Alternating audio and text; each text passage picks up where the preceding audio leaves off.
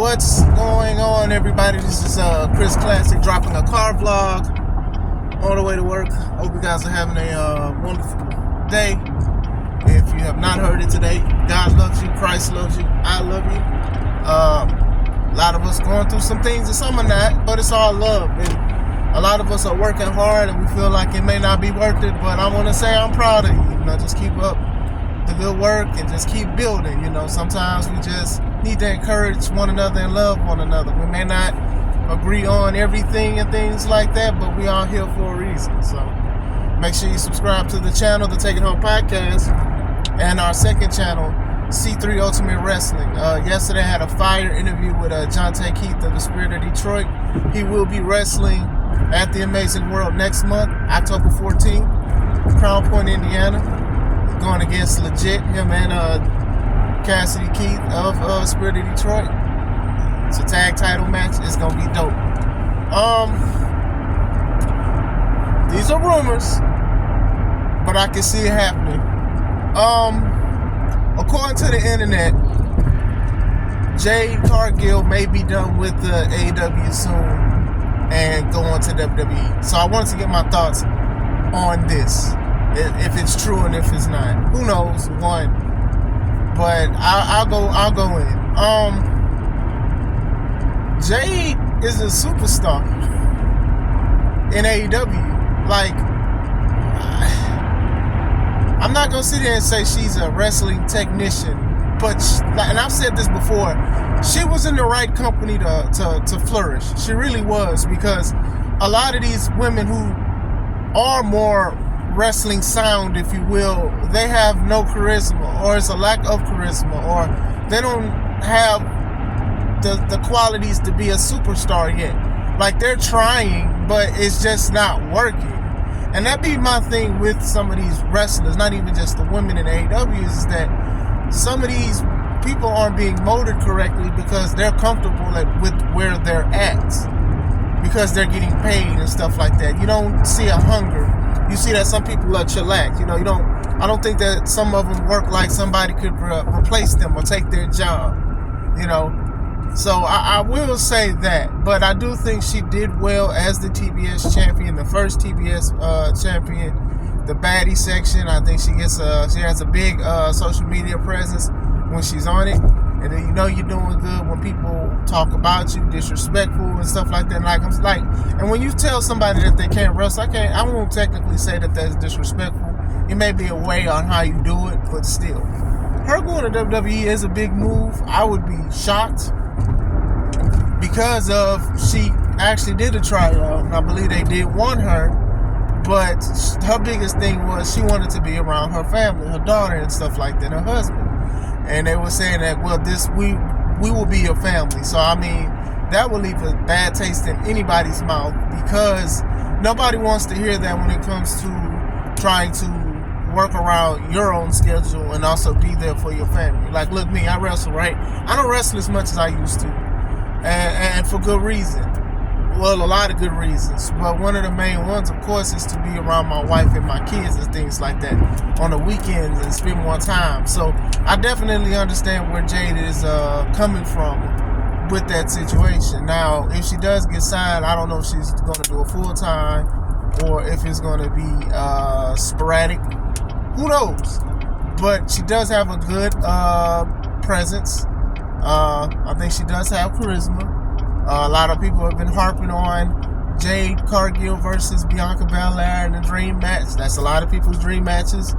We can see. I think with the way they're doing women in WWE, they're doing a different direction. They're doing a different approach. They've been promoting women's strength, like super uber strength. You have Bianca Belair, who, a couple years ago, she put Otis on her shoulders and was running with them. And then you see her doing stuff, picking up Piper Niven and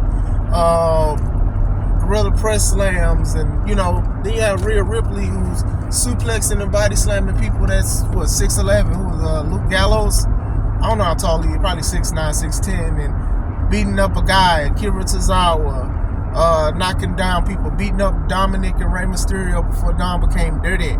So you do have a lot of things where they're showing Nia Jax. She's come back and she's made a statement on Raw. You got Raquel Rodriguez. She's doing good with the back twerking that she does and stuff. But I like Raquel. That kind of throws me off. But going back into it, you're showing women like very stronger women, or taller women, if you will. I know Jade is a taller woman. Like, you're showing different variations of women, and that's a good thing. And WWE's, for the most part, has done a decent job with that.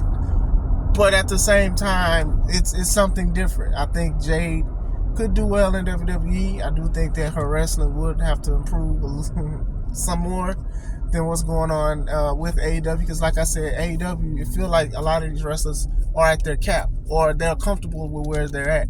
I think Jade, she made enough noise to where she was slowly improving. But I think that if she puts it all together and things like that and it works out, I think she can do good. I honestly think she can do good. Now, I don't know how long, I don't know what the schedule is, because like I said, man, that's a bad thing to tell somebody, oh, we'll be your family. It's just like, nah, you got people that won't go to WWE, let alone a company that'll say something like that, because that's literally like a slap in the face to them. I don't know how I would have reacted if I would have said that. The family is very important to some of us wrestlers and things like that, and we already be on the road. Sometimes some people give up their weekends and things, and I'm not asking for sympathy, because that's our decision. That's what we decided to do and things like that. But it's just like, making time is very important for your family. So always remember that if you are a wrestler or aspiring, you have kids, you have a wife and stuff like that, and want it to be your dream, cool, follow your dreams and things like that. But you also have priorities. You cannot just drop it and just do everything you want to. To me, that's you're not a parent if you do these kind of things, if your kids are struggling and stuff because you want to do something. That's not a good thing. That's not a good thing. Spread that out like jelly. Put your grown man or woman pants on, or dress, or whatever you wear. But going back into it, I do think that Jade was a star. And I'm going to keep saying that because people be like, oh, she can't wrestle, she can't do this. I was like, she improved. And if we're going off of the standard of messing up and stuff like that, there's a lot of wrestlers that mess up, especially women that mess up in AEW.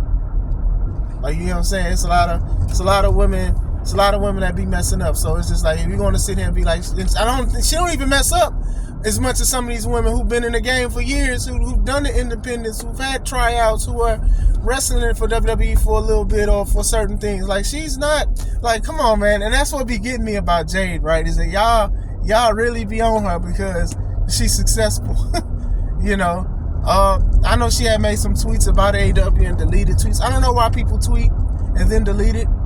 I do know that sometimes, we do make mistakes and be held accountable. Most of the time, it be like, I'm really mad and this is legit anger. And some of it was her not being on certain cards, which she should have because she was the champ and y'all promoted her heavy. And I did feel like she deserved it.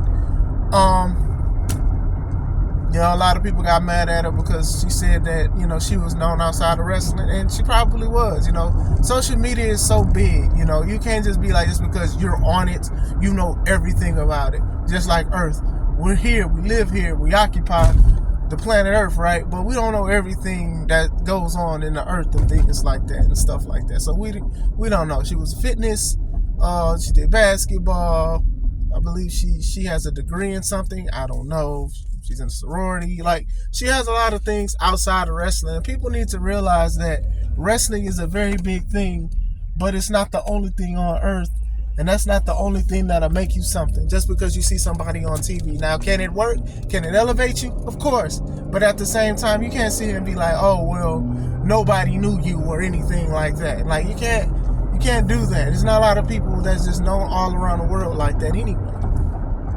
Something to think about, man. Like, I don't know, man. People just people.